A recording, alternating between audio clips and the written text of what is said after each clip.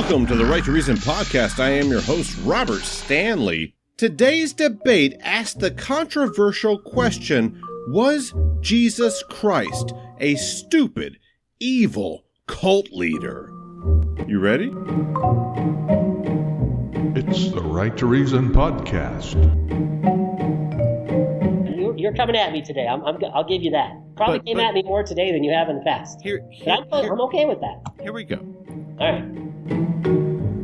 You worship an evil concept of a deity. I listened. You're twisting things around, Robert. You're twisting things I'm around. Not twisting anything. I'm quoting your Bible. You just said you loved me.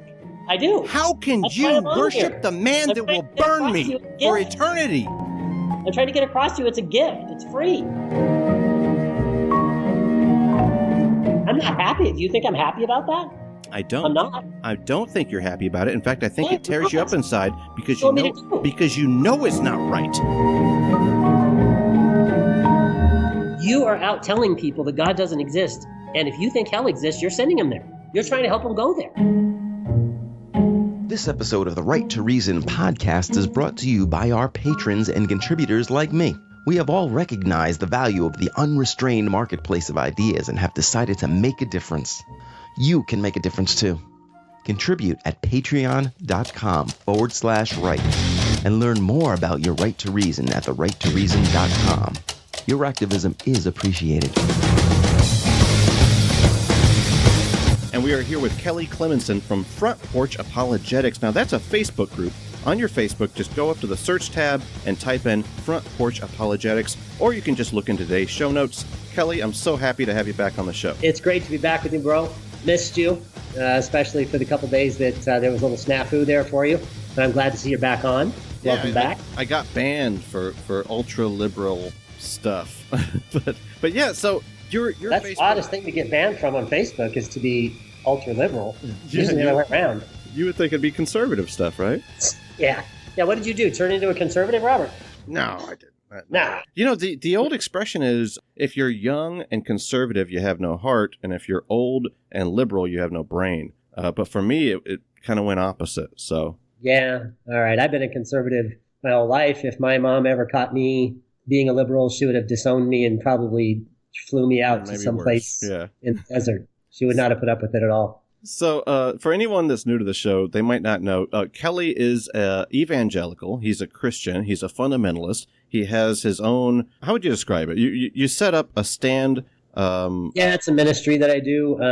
I was, when I came to faith, I was 43 when I came to faith. So I'm not anybody that ever went to Sunday school. When I came to faith, it was, I had been through college. They taught me about, the stuff that naturalism in the form of many different ideas, evolution and the rest of it. And I've read a tiny little bit and I knew, okay, well, these two are not the same. They're opposite. And one of the other's true or one's false or both of them are false, but they can't both be true. So I read a lot of stuff in regards to whether or not the idea of God first, whether he actually even existed. And I came to the conclusion it was the best idea that he probably did. But also, that's not all he is. He's also a friend of mine. And it's okay, atheists, to have believer friends. We don't need to live inside a vacuum chamber, as it were. But we disagree, and we have had some confrontations in the past. Sometimes it got a little rocky, but we've always been able to maintain respect. Today, I wanted to push our friendship and our ability to discuss topics respectfully to the limit.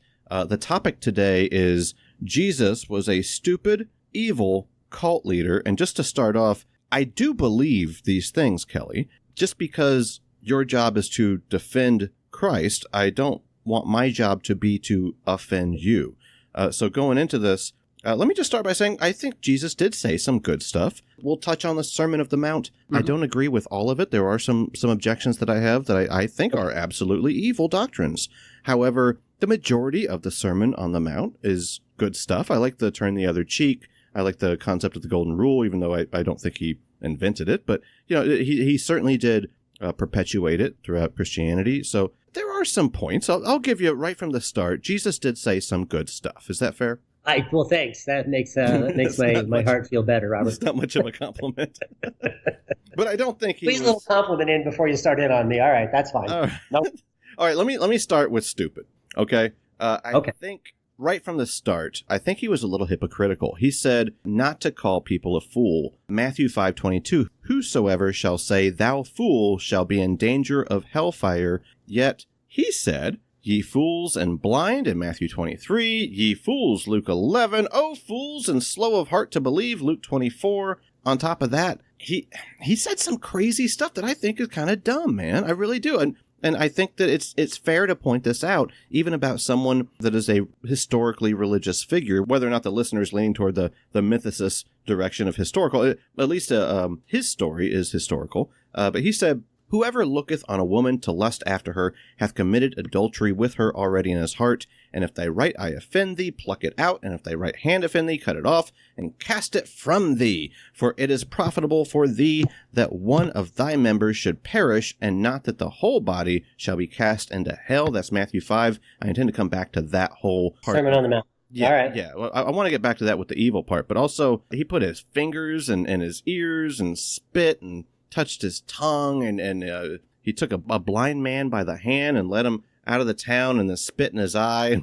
Like these are dumb. These are dumb miracles, man. I don't know leading him out of the town part, but yeah, he did. He put saliva in his eye, put dirt down. Mark 8, John 9. He spat on the ground and made clay of the spittle, and he anointed the eyes of a blind man. And he even, this is a crazy thing to say, except ye eat the flesh of the Son of Man and drink his blood, ye have no life in you. Eat my flesh and drink my blood, John 6. That's some crazy stuff. What about, and I know I'm kind of gish-galloping you here, but... Well, yeah, you are kind of throwing a bunch at me there, bro, but that's right. okay. I've got a couple more.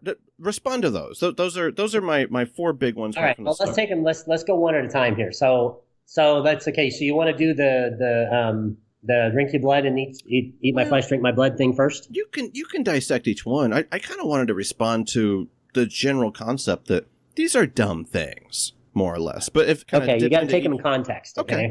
When Jesus said, "Drink my flesh and eat my blood," what was the context? I understand that it was metaphorical. He was talking to a Jewish audience about manna. It's a weird metaphor, man. Himself is the manna sent from God.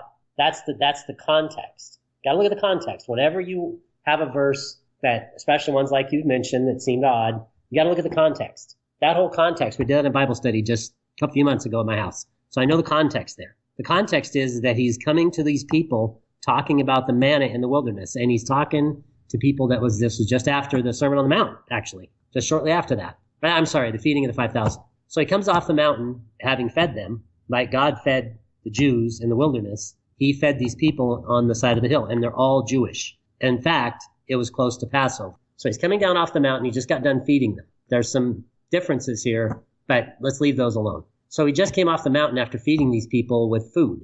Now these people didn't know this. Only apostles knew it. The people that were in the crowd didn't know that he produces food out of thin air. And he comes off the mountain, and these people follow him, and they're following him. And if you read the story altogether, they're really following him more for the food than they are for the fact that he's Messiah. But leaving that alone, he's trying to get to these Jewish people with the idea of the manna in the wilderness. And that was sent down from God. Jesus was sent down from God, and he's comparing the two of them to a Jewish audience. Of course, anybody that's Jewish would have been offended by this, but he's trying to get across to them a different story. And some of them were offended. They said, what the heck? His apostles said, what the heck? But he explained it to them. As you read the story through, you'll see that he's talking about manna in the wilderness. That's what he's talking about. Let me jump in real quick. Okay. If you're saying it's taken out of context, I feel like that's going to be kind of a theme throughout. No, you're taken out of context. I'm just saying you got it. Let me try that again, okay? I'm not saying that Jesus is taken out of context. I'm saying you're taking the verse alone. Right. I understand. And you can take a lot of verses alone from a lot of people. Sure. And get the wrong impression of what he's getting at. Sure. But if you take the whole thing and read all of it, and we don't really have time to do that, otherwise I'd do it. If you read the whole thing, you'll see that what he's talking about is manna in the wilderness. Because he's talking to a Jewish audience, and the Jewish audience of Passover has got this in their brain. They're going to celebrate Passover. They've got this thing in their brain. At least they should. So that's what he's getting at. Of course, he's not promoting cannibalism. That's obvious from the law. You don't eat people. That's obvious. What he's talking about is, like I said, the demonstration that just went through, feeding the 5,000 on the mountain, coming off the mountain, telling the people that, talking about manna in the first place, and he's talking about ingesting Jesus. In other words, his words. Okay. So anyway, in there you go. reference to, in the context of context, at the Yeah. risk of redundancy, I want to address this right from the start because I feel like this might be a theme. Okay. The Dalai Lama recently was recorded of saying, or current Dalai Lama, right? He was asked, when you come back, would you have a problem as coming back as a woman? And he said, well, yeah, except the next Dalai Lama, if she's a woman, she better be pretty. I'm paraphrasing, of course, but that was the more or less the point of his argument. And a lot of people came out and said, this is very anti-feminist rhetoric. Why are you saying that women only have value based on their appearance? Many supporters of the Dalai Lama said, hold on. You don't understand the context. In our religion, the Dalai Lama keeps coming back as himself. He might come in different forms. We all come back in different forms, right? That's their faith. That's their religion. Just like your religion and your faith is about, Jesus Christ, talking to the Jews and what have you, right? So whenever you hear what he's saying, I hope I'm pretty when I come back, which isn't really an offensive thing to say. It's the same thing as, if I go to the gym, I hope I get a nice six-pack. That's not really offensive, right? But taking him out of context could make him look bad. However, if the Dalai Lama is so friggin' smart, then he would understand how to speak to the public. This is part of the job of any public speaker, right? If I said something to you and you took what I said out of context, I should recognize that I'm on a podcast. I'm putting this information, just like you are right now. We're putting this out into the airwaves, as it were. It's going right into the two holes on either side of someone's head. And if I say something that could truly be taken offensively, I should consider my wording and make it and shape it in such a way to recognize the audience. And if Jesus Christ really was omniscient, he would have known that this is something for 2,000 years. From that moment, actually, I would be critiquing him. He was talking to the people at the moment. And let me just say, I'm not defending Dalai Lama, but I'll cut him slack. Robert, I'm going to tell you something that you're going to take and run with it. Here we go. I'm going to hold Jesus to a lot higher standard than I'm going to hold somebody like the Dalai Lama. That's not Dalai surprising. Lama's just a guy. He's nothing. He's like me. Mm-hmm. He might live his life a little better than me, but he's got problems in his head, just like I do. So I'm going to hold Jesus to a higher standard. So there you go. Fair enough. Let me run through some more here. Dalai Lama, what he said, yeah. There's been lots of people say stupid things, but here's another point I want to make before you go any further. Okay, so if we're going to hold people accountable by just one line, and again, this is Richard Dawkins, so I'm not going to hold him as to a higher standard as I do Jesus. But when Richard Dawkins was confronted on the name of Darwin's book, he couldn't remember it. And you know what his quote was? Oh my God, I can't remember the name. That's kind of ironic. Richard Dawkins said, oh my God, I can't remember his name. Or I can't remember the name of the book. But I'm not going to hold Richard Dawkins the same category as I do hold Jesus. Well, I mean, I can go through and I can give you plenty of quotes of people that have got PhDs like Dawkins does to say stupid stuff. And I can give you lots of them. Dawkins it's not got to stay off Twitter for because sure. Jesus is God, and he's supposed to hold to a higher standard. But as far as context goes, of course, context matters. And it doesn't matter whether it's now or whether it's then. If we now can read the Old Testament, we can read it. We can know when the Passover was. We can know exactly what the Passover meant. And the fact that these people congregated in Jerusalem every single year at the Passover, and they went through the same stories because God told them to tell their children about this, it's obvious these people were thinking about it. That's why Jesus brought it up. He brought up manna because it had it in their head. I'm with you. I don't want to get stuck on this one thing. We're not even through the first topic yet. Just to finish this off real quick, I want to get your opinion on it. So just let me top it off, and then you can have Kelly, it. okay. So the manna coming down from heaven, that's what he was getting at. I get it. And he compared himself to the manna coming down from heaven, eating the manna and realizing that he is God. Right. That's what he's talking about, eating my flesh and drinking my blood. He said the same thing at the Last Supper. He said, this is my blood given for you. Yeah. It's still icky, but I get your point. Symbolism. There's symbolism in the Bible. There is. How about this one? Okay, go. Matthew 21, Mark 11, both describe the same story.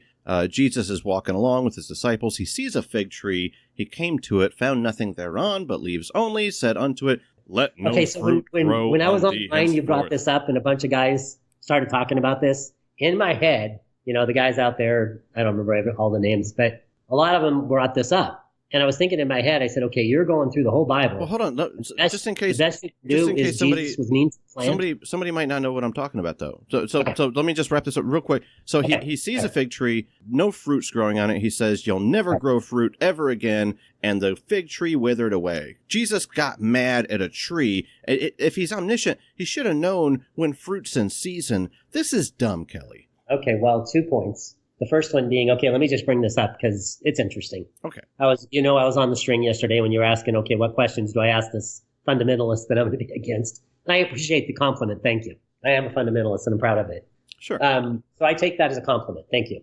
So the best they could come up with on this string was Jesus was mean to a plant. That's the best you can do.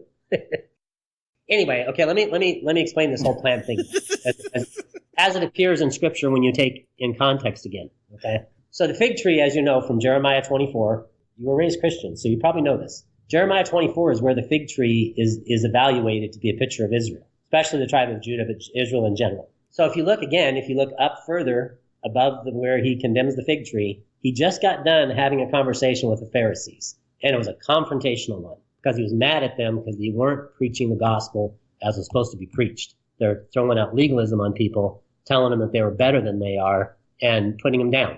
Jesus never did that once, except for with the Pharisees, because as he told them, when you bring in a proselyte, not only do you get him into heaven, you make him twice a child of hell than you are, because you don't teach him that God is gracious. So as he comes out of that situation, he comes across the Kidron Valley and camps out, gets up in the morning and goes out. The first thing he sees is this fig tree, which could have been growing fruit because fig actually produces twice a year, early in the spring and midsummer. So hold on, Kelly, real quick. I'm sorry to interrupt. I'm not trying to be a David Fitzgerald here. I want to present, like, this is a side thing. Please continue. Yeah. This is not related to the topic that you're discussing. But right. I have got like 30 of these. Like. And like I've got like maybe, we're only gonna have to be able to do a few of them, kind of like I was with what's his name? I got half a dozen about him being stupid. I got half a dozen about him being a cult leader. Another half a dozen about him being an evil Let's jerk. Finish God. with the fig tree thing and then move on.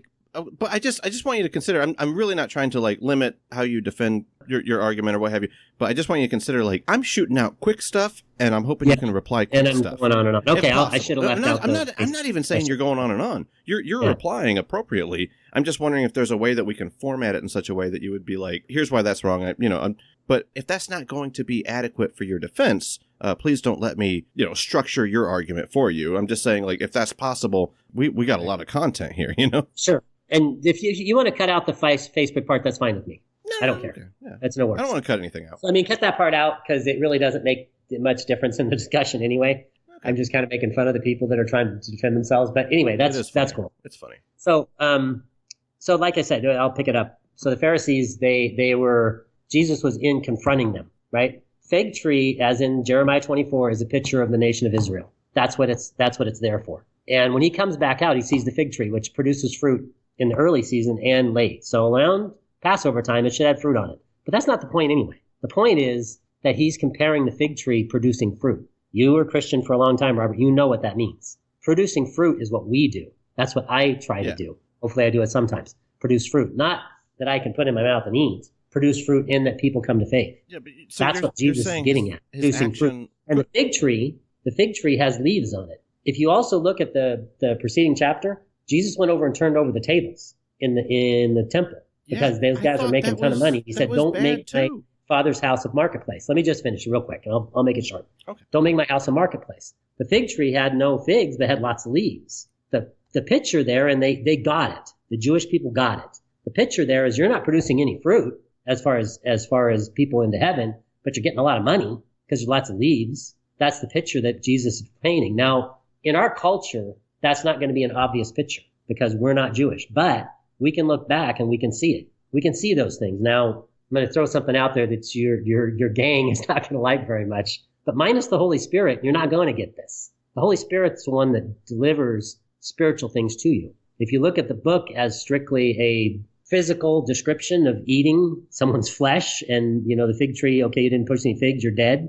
That's looking at it one way, but you got to look at the spiritual side of it as well. A little later, and I'll finish now, a little later he goes into the vine dressers. The vine dressers were there It was the master's garden, and the master sent people to collect some of his fig trees. They killed them all. Finally, the vine dresser sent his son there to collect his figs, the fruit that should have been there, and the vine dressers killed them as well. The Pharisees, if you read that part of it, knew exactly what he was talking about. He was telling them, you guys are not doing what you're supposed to be doing, and the fig tree was a symbol to them, and they got it. You read that part, they got it. They knew exactly what he was talking about. They were mad at him because he was putting them down, but he was trying to get their attention. All right. Here's my final objection Okay. to Jesus not only being omniscient, but also him being smart even by human standards of today. I think I'm smarter than your Lord and Savior Jesus Christ, and here's why I say this.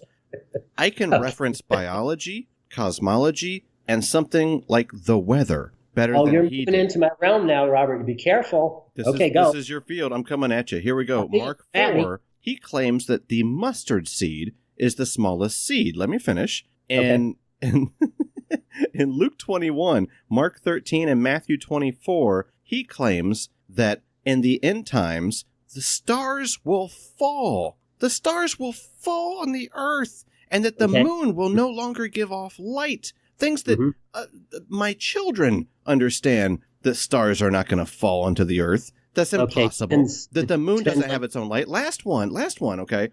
John 3, I quote, "The wind blows where it wishes, and you hear its sound, but you do not know where it comes from or where it goes. So it is with everyone who is born of the Spirit." I know where the wind comes from and where it goes. I understand how weather patterns happen all over the globe. These are things that I know. I wouldn't expect somebody back in his time to understand that. But I would that's expect your point. a God That's to exactly where I'm understand going.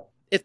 If this is God incarnate, he should be smarter than me. Well, he is, but okay, let me address I had to throw that in there. Let me address your point, okay? He's talking to people that did, as far as the weather goes and the wind, they didn't know. They didn't know that. He didn't address know either. where he's talking to. Again, context. He's talking to people that didn't know that. They didn't know where the weather patterns came from. They might know which way the wind's blowing, but why it's coming there, they don't know. Hold on. But again, Hold on. you know, it's a picture of the Holy Spirit. Hold on, Kelly. He's not just talking to them. He's talking to me too. He knew I would be And reading his Bible 2,000 years later. You can evaluate later. things. You can evaluate the fact that those people that he was talking to didn't know that then. But if you want to bring up and go into the cosmology thing, I'll be happy to. Let's do that. Yeah, how's a star going to fall down on the earth? That's ridiculous. Again, context. Moon He's doesn't talking to have people her that own thought light. stars were anything that was light in the sky.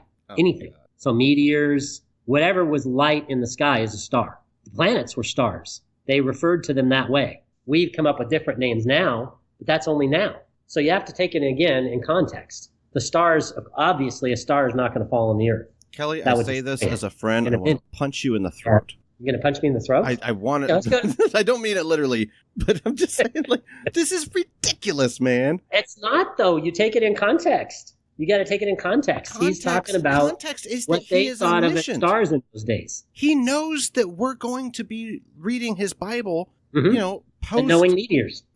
And knowing meteors. So why would he say Meteors something?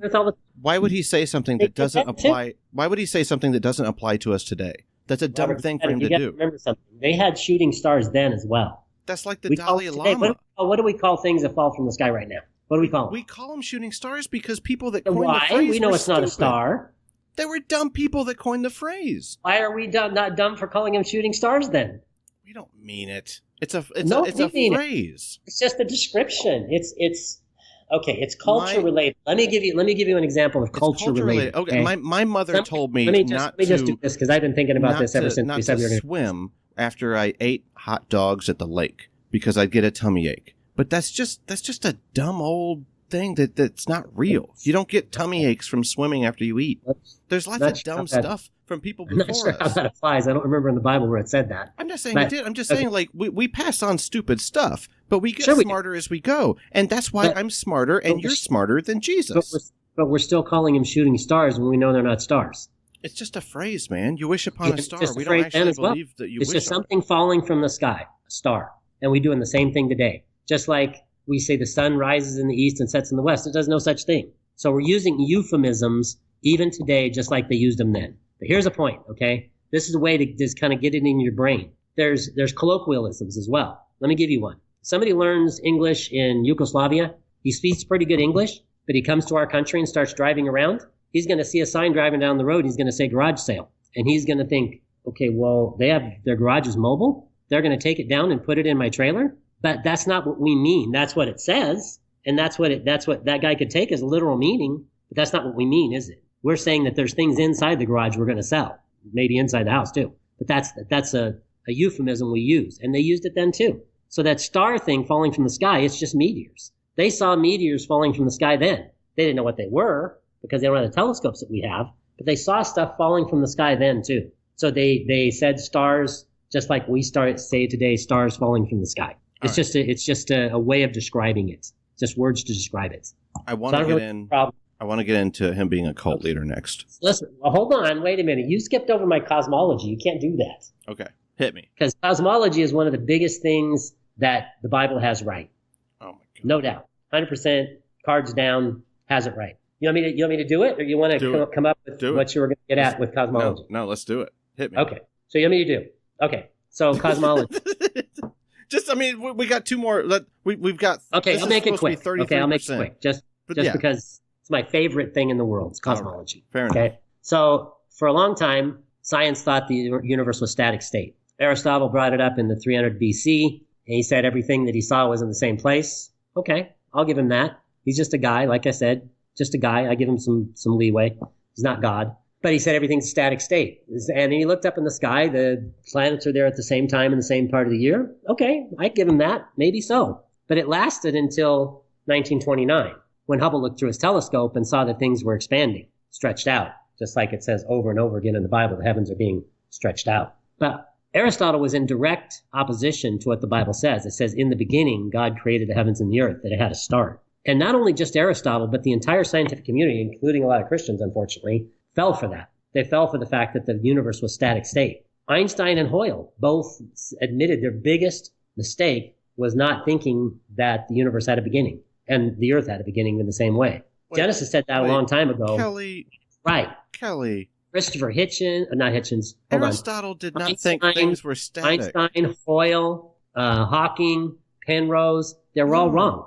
Penrose, finally, let me just finish and I'll stop. Hawking and Penrose, 1970, after much consternation and grief, finally came to the conclusion, okay, this whole universe expanding thing, there's just no way this could be static state. It's not static state. Time, space, matter, and energy all had a beginning. Does that sound familiar? In the beginning, time, God created the heavens, space, created the earth, material, and a little later he says, let there be light, energy. God had it right from the start. You're completely wrong about Aristotle. No, I'm not. Look it up. 300 BC, Aristotle said the static state universe, and that stood and actually past 1929. Hubble was telescope. Hubble was the only one that was saying you're wrong. And everybody was criticizing him, everybody's making fun of him until Einstein and Hoyle came out and looked through his telescope and found the same thing. The universe is red-shifted, moving away from us. It can't be static state. Can't be. They should have known that anyway. And a guy by the name of Kamal, he was Arab,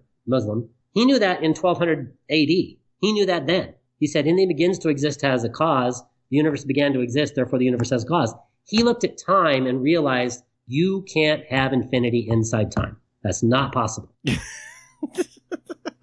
That's my speech, dude. You got into my cosmology. I love it.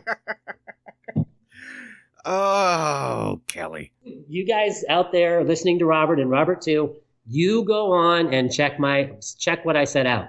You'll find that what I said is 100% true. Okay, second topic. Jesus was simply a cult leader. And here's why I say this. He told his followers to hate their families, to break apart from their families. He insisted that he would be loved more than their own families. This is typical cult leader stuff. Luke 14, if any man come to me and hate not his father and mother and wife and children, for Christ's sake, Jesus, and brethren and sisters, yea, his own life also, he cannot be a disciple. He also said in Matthew 10, I am come to set a man at variance against his father, and the daughter against her mother, and the daughter-in-law against her mother-in-law, not hard to do, and man's foes shall be they of his own household. A father shall be divided against his son. It goes on and on. That's Luke 12. Also, he says, He that loveth father or mother more than me is not worthy of me. That's Matthew 10. And everyone that hath forsaken houses or brethren or sisters or father or mother or wife or children or lands for my name's sake shall receive 100-fold. Come on. And shall inherit everlasting life. Matthew 19. He was kind of rude to his own family. Then one said unto him, this is Mark 3 and Luke 8, behold, thy mother and thy brethren stand without, desiring to speak with thee. In other words, they're outside, they want to talk to you. But he answered and said, who is my mother? Who's my brethren? And he stretched out his hand toward the disciples and said, behold, these are my brethren. That's Matthew 12, Mark 3, and Luke 8. Right. Also, he was dismissive of other people's feelings about their families. He not said, so sure about that, but okay, all right. Another of his disciples said unto him, Lord, suffer me first to go to bury my father. But Jesus said unto him, follow me, and let the dead bury their own dead. That's Matthew 8 and Luke 9. There's a lot here. Here's one more for you. Verily I say unto you, there be some standing here which shall not taste of death, till they see the Son of Man coming in his kingdom. That's Matthew 16, Mark 9, Luke 9. Verily I say unto you, this generation shall not pass till all these things be fulfilled. Mark 13, Luke 21, Matthew 24. This is very cult leader rhetoric. You got to give me that. You kind of detoured there onto several different things, but let's first talk about cult, okay? Hold on, Kelly. Okay. Check this one out. Right. Matthew 12 and Luke 11, he says, he that is not with me is against me. Okay, right? you're wild rambling here, dude. I'm just saying, this is culty I know, you're throwing stuff, a bunch of stuff at me and expecting me to answer all of it. Okay, fair enough.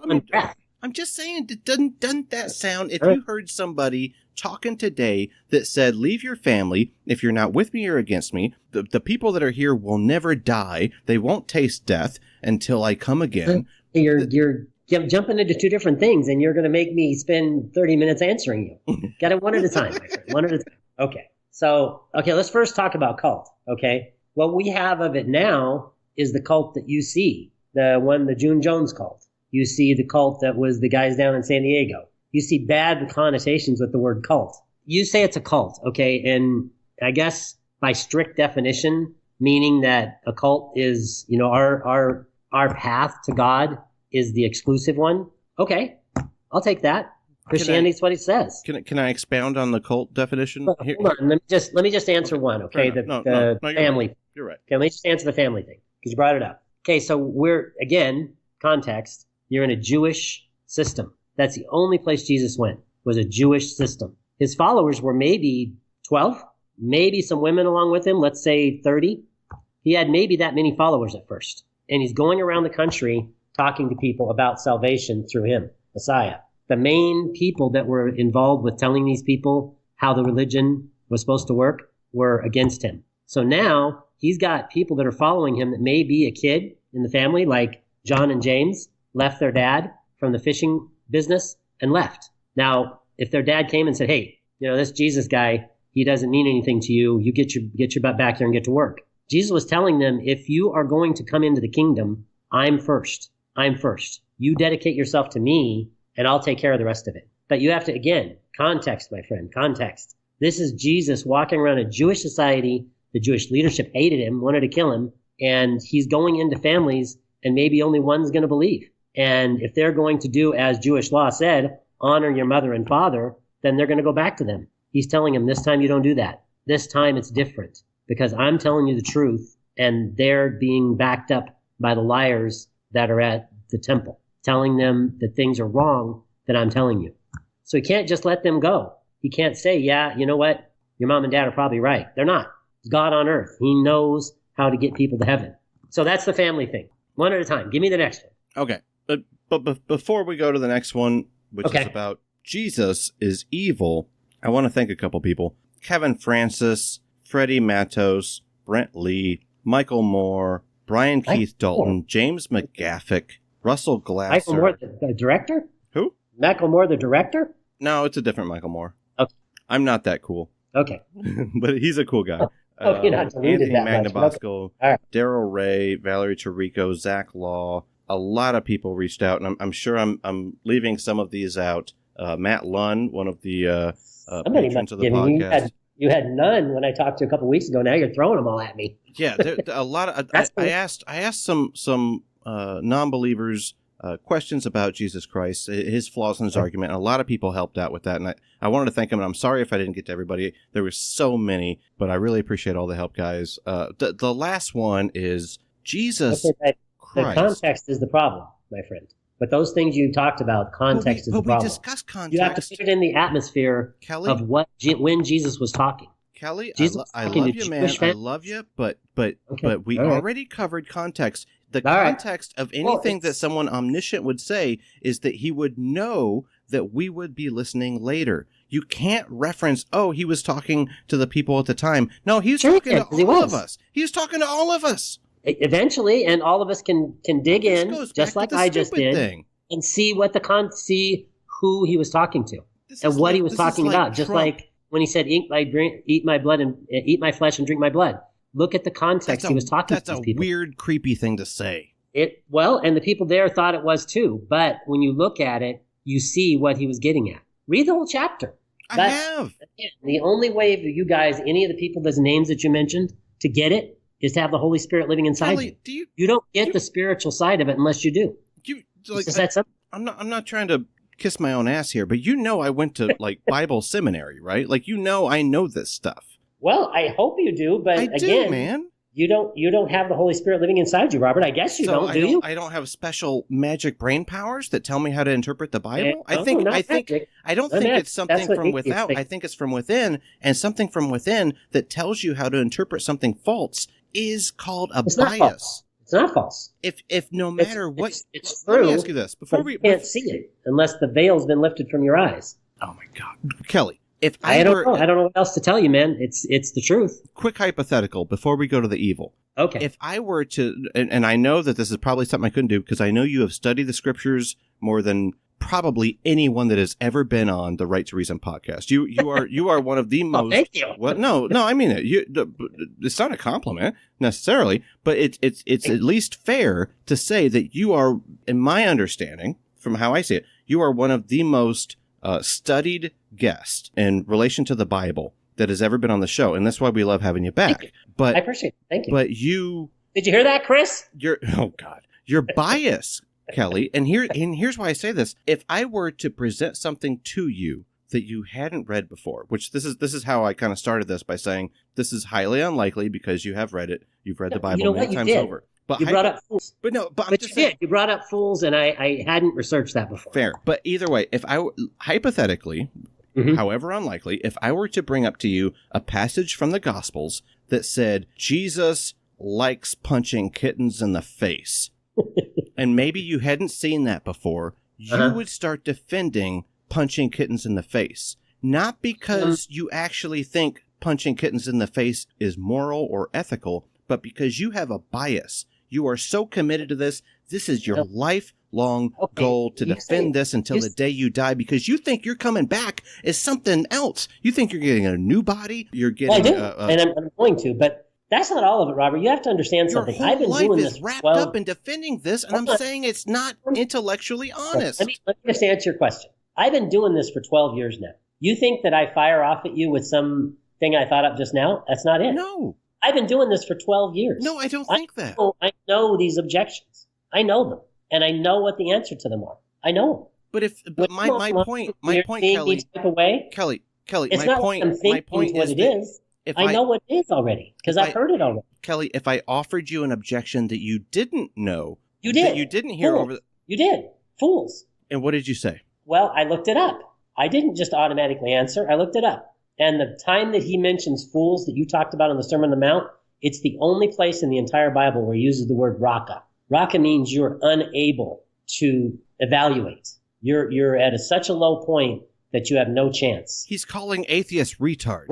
Raka is what he called them. Yeah, he called an atheist a fool because... No, he's not... What you just said is even worse. He's calling us mentally handicapped.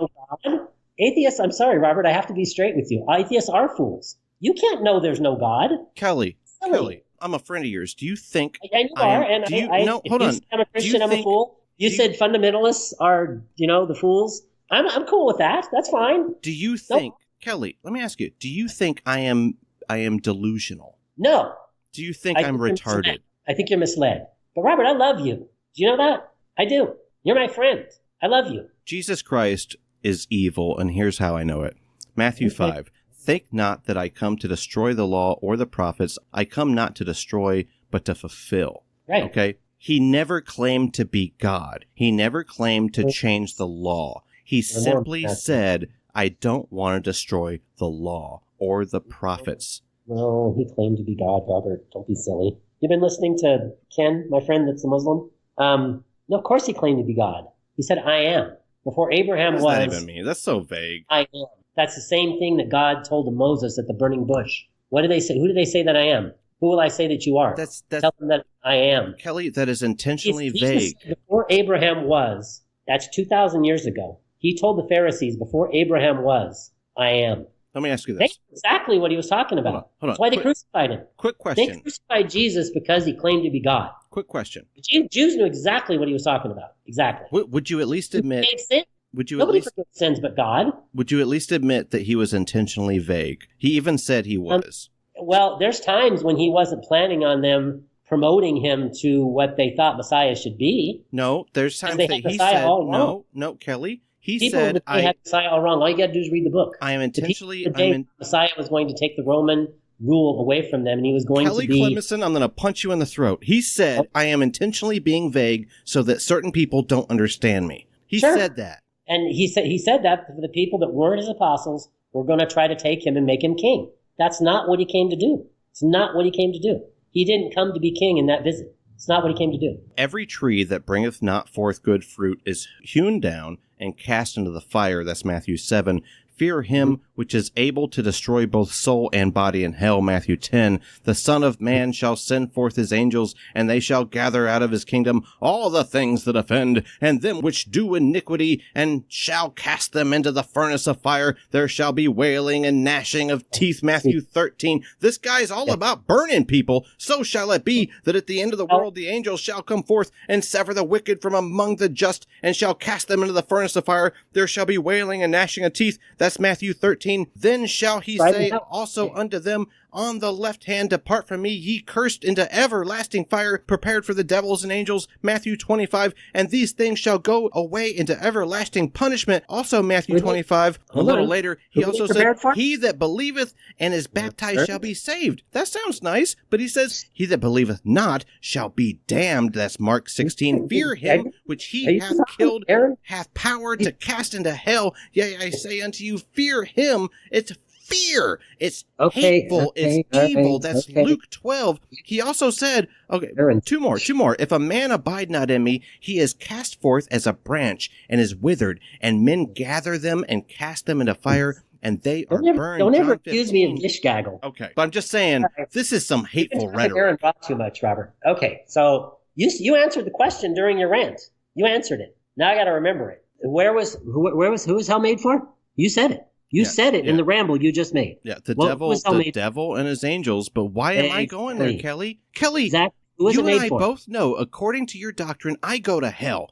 You just said... No, I don't. You just said I'm not a bad person. I don't believe you are destined to hell right now. Why? Come on, I have an atheist broadcast. Just like I speak against your God. I speak against him every week. I fight and you can be forgiven. Your doctrine every time. If anybody's a goddamn antichrist, let me be him. Oh my goodness, Robert, don't wish that on yourself. Hey, look. If I don't deserve to go to hell, who does? Okay, Robert, let me tell you a little bit about me, okay? Just because you brought it up. Okay? Just to show you what can happen. Let me show you what can happen. I played hockey. I think I've told you that before. I played ice hockey. You know what my number was that I had on my back? 666. 666. Really? I just guessed it. Yeah. I'm not proud of that. I'm telling you that because you brought it up. You're not proud of it. I don't tell anybody that. It's just random numbers. It doesn't mean anything. But here's the thing. You think it matters. No, I don't. You think that matters. No, it doesn't. I don't. All that stuff's forgiven. That stuff's all forgiven. I did plenty of other stuff. That's probably the worst. I did plenty of other stuff, and now everybody knows about it. But anyway, that other stuff, it doesn't matter, Robert. The problem is, the thing is, God made hell for Satan and his angels. And that's it. He's not willing that any should suffer, but all should come to repentance. And that's all you got to do. And it's not about being a good guy, because you're not. Neither am I. It's about accepting his gift. If you don't want the gift, then he's not going to force you to go someplace you don't want to go. But there's only two options. It's the gig. Okay, let me throw an analogy out. You're at an ATM, right? Kelly Clemensen, you're pulling $40 out of an ATM from your checking account. You and the missus are about to go out on the town tonight, have a nice meal. I come up behind you. I got a black mask over my face. I put a gun to you, and I say, give me your $40 or I kill you. Okay. He gets If you say no, do you deserve to be shot? Because that's the exact same kind of mob mentality that you just referenced when you said he doesn't want you to go to hell with the devil and the angels. He just says, if you don't do it, I'll burn you, buddy. Please explain to me where that aligns with it. Please tell me. Hey, because I'm sorry, I don't get that at all. You got a nice place I here. got your analogy. Shame if something happened to it. Son, I got your statement, but please tell me how that relates. Because he's controlling you by fear. No, he's not. If you don't follow him and believe in him, what will he do to you? It means respect. It means respect. But that's not it. It's not fear of hell. I didn't come to faith because of fear of hell. Maybe somebody does. I don't know. That may be one of the ingredients. I don't know. You literally my sound. Opinion and my research says that's not how people come. What you just said sounded like some kind of mob boss dialogue from an Al Pacino movie where he goes, "Hey, it's all about respect. It's respect. It is respect. You got to respect me." But he's a mob boss. No, he's not. Controlling you by fear. If He's you not don't, controlling if anything, you don't, Robert. If he was controlling things, you wouldn't be you. He's using fear to get No, he's you not. to. If he's using fear to control you, Robert, then why are you an atheist? What's he going to do to you? Because I don't believe him. I don't believe in that's him. fine. But you don't have a reason not to believe there's God, but that's another subject. Kelly, That's your choice. Kelly, what will Your Jesus? choice. You're making the choice on that, Robert. Nobody else. I am claiming. You're making the choice. Kelly, I am claiming He's Jesus. choosing that you don't want to be with him, and he's going to honor that choice. Kelly, That should scare you a little bit. Kelly, You're choosing not to be with him, Kelly, and he says, "Okay, you don't have to be." Kelly. That's the gospel, Robert. That's the gig. God damn. Kelly, I am claiming Jesus is evil. And my Well, question to I you, know my it's question to plain, but you, you're my giving me some question proof. to You're not you getting it. is what will Jesus do to you if you don't accept his quote unquote gift? If you reject his gift, He what lets you go where will you're going to happen go. to you? He lets you go where you're going to go. You go where you're going to go? What's he going to do Yeah, to you you, made Kelly? the choice. He gave you a gift. You didn't want it, and he said, "Okay." How is that different from His me? gift's eternal life, Robert. How is that With different it, from me If holding you a don't gun want to that, he you won't and force you telling to take you? it. You got it exactly Kelly, backwards. how is that different from me holding Robert, a gun got to it you and exactly saying, give backwards. me, He's giving you a gift. I'm saying, give me your You want the 40, gift, and he give won't me- give it to you. God damn it. The gift is eternal life. If you don't want that gift, he won't give it to you. He says, "Okay, if you don't want it, I won't make you take it." If he was making you take it, then you'd have a point. You don't. He is making He's me. not making you take it. He's saying, "Here's my gift. You can take it if you Okay. want. If you don't want it, I'm not going to force it on you." Okay. Kelly, let me ask you this one question, okay?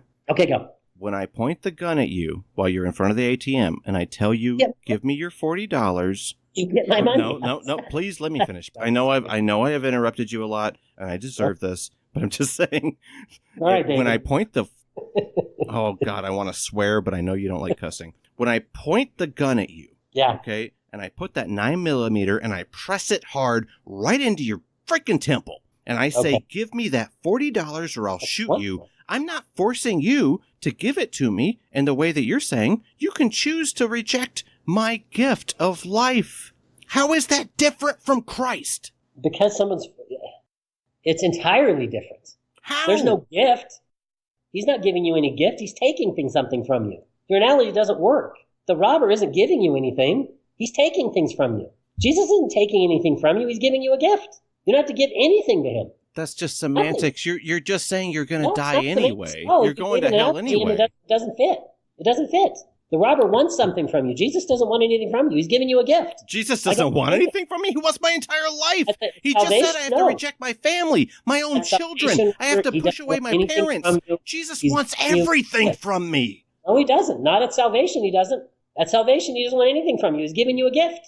He's asking me to abandon my own sense of reasoning. It is No. illogical to believe in him. And he's No. asking me to not even do that. No, I have give me to a give him break. everything, DNA, Kelly. information, instructions, and DNA only come from an author. That's silly to think that I don't God wanna doesn't get into exist. freaking That's the evolution, worst man. argument that atheists make. I would have more respect for atheists if they just said, "You know what? I don't like God.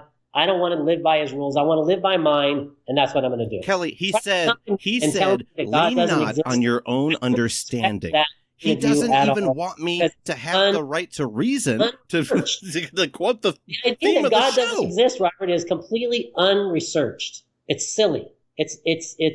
I'm not silly. It's something that somebody's told you and you've decided you're going to believe it. It's the opposite. The opposite. Every single thing we see points that God exists. He exists. Now, can I prove that with a Christian one? With time I can, but the fact that God exists, there's not even any question that God exists. Not a question. Too many things that you can't explain in naturalism point towards it. Too many to ignore. Lots of people ignore it, but they do so at their own peril. Because when God said in Psalm 14 that only the fool in his heart says there is no God, he meant it. You have to be a fool to believe there's no God. Unresearched opinion is what that is. Sorry, that's simply truth. Too many footsteps. Easy question. All right. Okay. You've had some tough stuff thrown at you today, and I thought you did. You did a good job, Robert. You're coming at me today. I'll give you that. Probably came at me more today than you have in the past. I'm okay with that. Here we go. All right. Let me ask you 3 simple questions. 1, is Jesus really God? One at a time? Yeah. Okay. So is Jesus really God? Of course he is. Okay. Is God omnipotent? Of course he is. Was God, since he is omnipotent, able to create the scenarios with which we will be judged? Mm-hmm.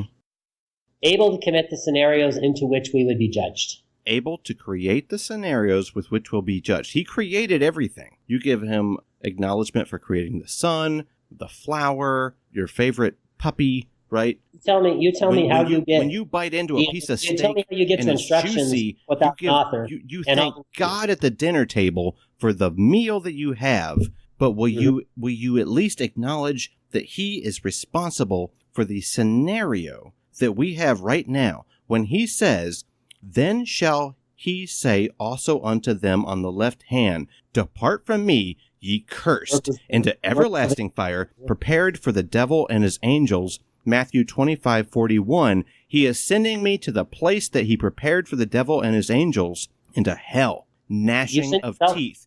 Robert, whoever doesn't accept the gift sends himself there. That's not my question, Kelly. My question is you're framing it. Is he omnipotent, and did he design this system?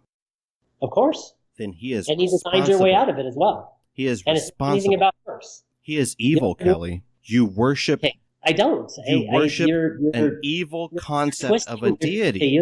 I listened. You're twisting things around, Robert. You're twisting things I'm not around. Twisting anything. I'm quoting your Bible. I'm quoting your scripture. Exists. Me and you. There's no argument. Hell exists. The funny thing is you're upset about it. You don't even think it happens or exists. But okay, that's fine. I'm not upset about something I don't believe in. I'm upset about someone that I care about. You said you loved me. And I will admit, man, as a friend, when you said that, it took me back for a minute. It gave me pause. It really did. Okay. And I actually acknowledge that you care about me and where I will end up. I think you are afraid that you will look down from heaven and see me suffering, and you will feel bad about that. Exactly and right. I gotta ask you. You hit the nail on the head. The That's God. exactly Kelly Clemensen, God damn it, the God that you worship is going to put me in everlasting fire. No, you accept the friend, gift. you just said you loved me. I do. How can you worship the man that will burn me for eternity? I'm trying to get across to you. It's a gift. It's free. It's not free. It takes my whole life. Anything. We just went over that. And the idea that as you said, nonsense. You didn't use that word, but that's what you were getting at. It's not. It's not nonsense at all. It's proven. The next dimension exists. There's no question about that. Next dimension exists. And what is referenced, and we've already covered as far as cosmology goes, I will put my faith in the fact that God, through what he has said, I've studied it, and I agree that it's it. And he's giving you an option. He doesn't want you going there, and neither do I. And Robert, you are exactly right. That's the last thing that I want, is to me to be there, and I don't think I can see you, but the knowledge that you're not. That's the last thing I want. That's one of the major reasons why I come on your show. You might think it's to talk to everybody else, and sure, it is. But But Robert, I care about you. Why I come on here and talk about this is because I do. And that's why I come on. Last question. I think you're a good guy. You take care of your family. From what I can see, you take your daughter to cultural things. You may give your wife sandals that she doesn't like. But I think you had good intentions.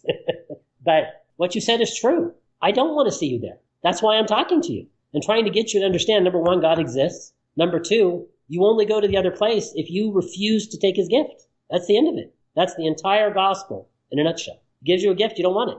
At some point, given your worldview, your perspective, as it were, your religious ideology, your belief system, at some point in the future, and I can tell you this right now, I will never accept Jesus Christ as my personal savior again. I would have said that 23 years ago as well. Right?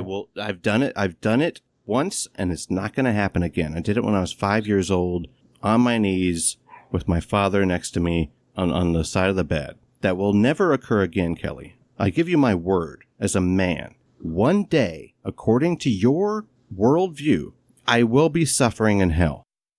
A hell that God designed. And Robert, according to your worldview, you'll be dust. What's the difference? According to your worldview, you'll be dust. That's true. Robert. That's true, but that's not the point I'm trying to make. I'm trying to go from your perspective. I'm trying to understand where you're coming from, and I want to ask you a question about that. One day, according to your worldview, I will be burning for Robert, eternity. you don't know the future. Kelly, you don't know the future. You don't know what's going to happen. Let me finish. You would ask me the same question 24 years ago. I would have said the same thing you just Kelly, said. But you don't know what's going to happen. I know what's going to happen. I am not going to accept Christ as my personal savior. You're not omniscient. One day, according to your worldview, I will be burning in hell. And I want to ask you, Kelly, I want to ask you one question. Let me ask you this question. I'm not happy. Do you think I'm happy about that? I don't. I'm not. I don't think you're happy about it. In fact, I think it tears you up inside because you know it's not right. And no, it is right. Because if you don't accept the gift, then what did God supposed Kelly, to do? Here's my question. If God let everybody into heaven that is here, it wouldn't be any different than it is here. You have people flying airplanes in the buildings, the people that did the Inquisition doing that shit. They would do all this stuff. He can only allow people in that have been redeemed. Otherwise, it's going to be no different than it is here. And if you don't want to accept the gift and be redeemed, then what am I supposed to do? He's God. I'm not. I understand that. He's called me to go out and preach the gospel to people. Explain to them that God exists. Explain that it's logical to assume that. And explain that he doesn't want you going to that place. He didn't make it for you. As you said yourself, he made it for Satan and his angels. Why? Because Satan and his angels were with God, and they rebelled. They saw who God was. We only see it through dark glasses. Kelly. God is. And you can see it if you're willing to look, but he made that place for people that knew him and decided they didn't want to be with him. And if you decide the same thing, he'll let you make that decision. It's your free choice. Kelly, that's always been the case. You have freedom of choice. I'm going to ask you this question, and you're going to have to answer. Okay. As my friend, as a man that just told me that you love me. I do. I am burning in hell. I hope that you make the decision not to. Will you get down on your knees like a sycophant and worship the God that created that hell? Sycophant? Really? Will you do that? Yes or no? You worship God because he's good. He's holy. Yes or no, Kelly? And he allows people... Will you in eternity, do you intend to worship the God that sends me to hell? I can't control that. If you don't want to make the choice to accept the gift, I can't control it. Kelly, will you worship him? All I can do is bring up the fact that God exists. Why won't you? Like I did in this conversation, dude. That it's in cosmology. Dude. God, hands down aces. He's got it all right. And do you recognize that your problem with answering this question is because you have an ethical compulsion against what I'm asking you? You recognize there's something wrong with worshiping the God that will send me to hell. Okay, ask me again, and I'll see if I missed something. I'm listening. When I'm burning in hell, do you intend to worship God? Yes. I'm going to worship God whether you're there or whether you're with me, either way. How could you worship someone because he gave me a gift, burning Robert. I get to be with my daughter someone again. You just said you loved. Robert, he gave me a gift. I get to be with my daughter again. And I didn't have anything. Well, I'm so happy about your privilege, buddy. I'm so happy you got your gift. I'm over there burning for eternity. The only difference is, Robert, between me and you is I accepted it. Do you think if you had my life experiences that you would have accepted Jesus Christ? I don't know your life experiences. I don't know why that you decided to turn away. Do you think there's something special about you that is bad about the non-believer? Why would you accept him? No, actually, a lot of non-believers are better than me. But lots of them. Why would they live God, a better life than I do. Why would God burn someone that's better than you? How is that they ethical? accept the gift. They're only better, Robert. The only thing they're better at is they may not use as bad a language as I do sometimes. They may treat their wife better than I do. But that doesn't matter. None of that matters. If they're out telling people and I'm sorry, I'm going to make this personal. If they're out telling people God doesn't exist, then I'm sorry, you violated the first commandment. Violated the very first one. You are out telling people that God doesn't exist. And if you think hell exists, you're sending them there. You're trying to help them go there. And I'm not trying to be mean. That's true. That's how God looks at it. I said the same thing to Phil. Phil, you're my friend. But you're out telling people God doesn't exist. And if they believe you, and a lot of the women that were following Phil along like sheep, he was leading them to where they were going. What you're accusing God of doing, Phil was doing it. He was leading people to hell. Sitting up there acting like he knew something. When I asked him direct questions, he lied about it. I proved that he lied about it. And he still wouldn't admit it. For the record, he's referencing... Robert, the last thing in this world I want you to do is go to hell. But I'm going to worship God either way. Because he's good. I get it. And he gave you a chance. I get it, man. And we have a right now, Robert, this is appointed. Everybody that comes by my booth on Thursday night is appointed to go there. And I'm appointed to be here. Maybe it's because you're going to come to faith, maybe it's not. But when you stand before God and say, you know what? I didn't know you existed. I'm sorry, Robert. I sent you Chris. I sent you everybody else that you're talking to as Christians. I sent you Kelly. They all explained to you me. Yeah. I tried to get your attention. Real quick. All right. Kelly's referencing Phil Calderon from Believers and Non-Believers in Discussion, a longtime patron of the show. And Kelly is coming from Front Porch Apologetics, a Facebook group. Find that link in today's show notes. Kelly, I really appreciate you coming on. We're still Robert, friends. I'm glad to be here. I still want to put you in the throat, but I love you too, man. And give me a minute. Let me promote your show. Robert, I appreciate you letting me come on here. Okay. I know this is a broadcast mainly for atheists. We're cool. Okay. And I appreciate your willingness to let me come on and talk about what we just talked Jesus, about. how do you not get it, man? I don't understand how you don't get it. I'm the same. I would say speak back the same. The ATM and me with the gun to your head? How? I just don't get how you don't get the analogy. You're coming from a guy who talked in parables. I'm giving you a parable. I'm giving you an analogy where I'm saying, come on, Kelly, this is evil. This is cultish. This is stupid. Well, it's not. I don't know how else to explain. But I mean, Robert, it's not like I don't hear this. I do. I hear this all the time. Okay. And I'm not saying that you're like a parrot, but you guys will all make the same argument. And honestly, the worst one that you make is the idea that God doesn't exist. That's just silly. I get it. Kelly Clemensen, Front Porch Apologetics.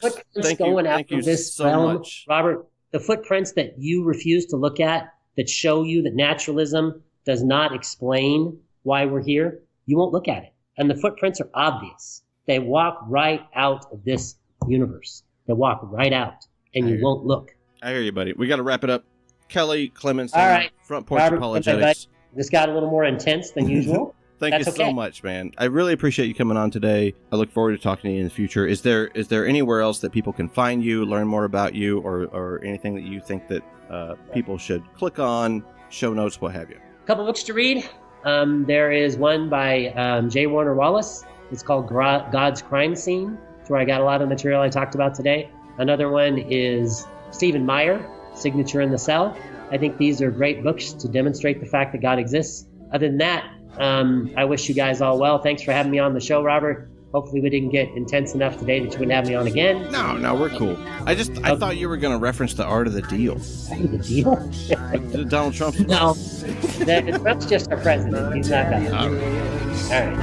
Don't call the doctor. I'm gonna get better. Don't run from the priest. I'm gonna find some faith.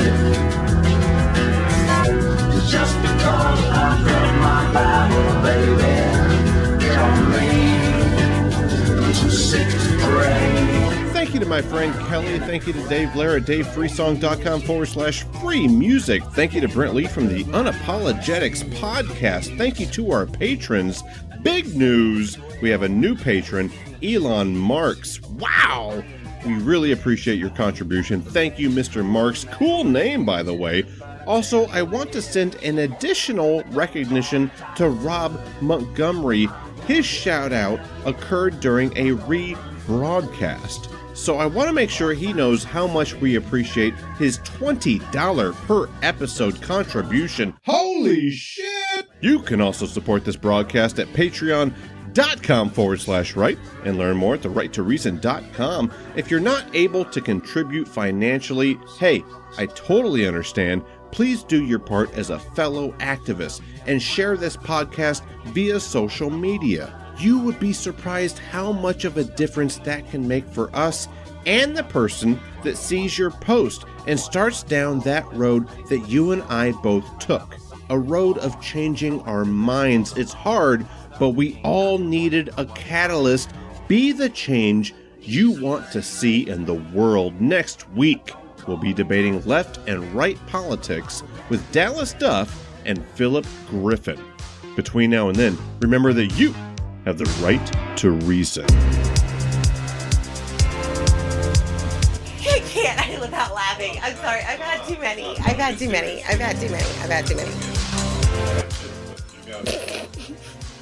This has been The Right to Reason. This has been The Right to Reason. Say like if you were a porn star. I don't want to be a porn star, guys. Can you give me some sexy orgasm sounds? I don't want to do sexy orgasm sounds. Are you insane? No. No. I'm not going to do it. This has been The Right to Reason. I'm sorry. No.